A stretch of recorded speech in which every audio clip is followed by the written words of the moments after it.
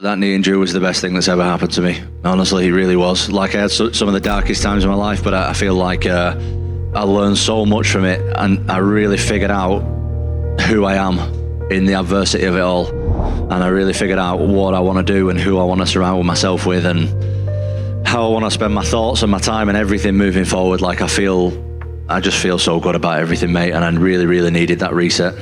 So it is very interesting to hear Tom Aspinall describing his dramatic knee injury as the best thing that's ever happened to him. This perspective highlights a number of important concepts that we are covering in this video. So let's dive in right now, and one of the first things that comes to mind for me is a story called The Parable of the Farmer and His Son, which highlights how we never really know how any given circumstance will factor into the bigger picture.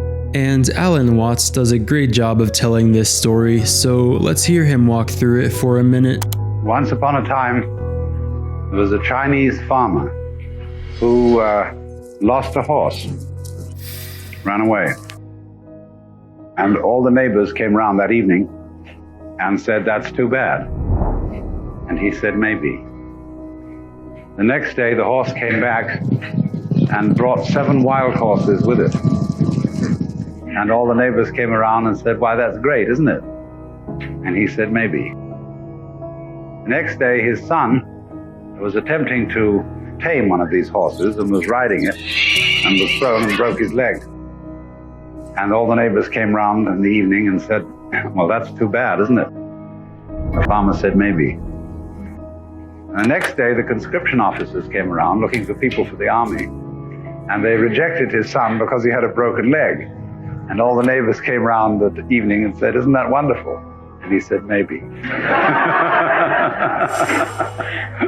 So that story reminds us that while some events may appear to be setbacks on the surface, they can often end up being blessings in disguise. So I think the most useful perspective involves assuming that any perceived setback is actually just redirecting us onto the best possible path. And Aspinall provides a great example of this mentality. This is a whole new version of me. I'm not going to say that I'm back because I'm different now. I'm just different than what I was last year. My mind's different, my body's different, and I'm going all the way.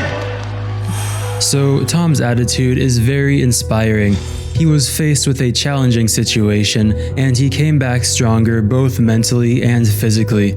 He reminds us that in many cases, the obstacles we have faced can become our greatest sources of strength and wisdom.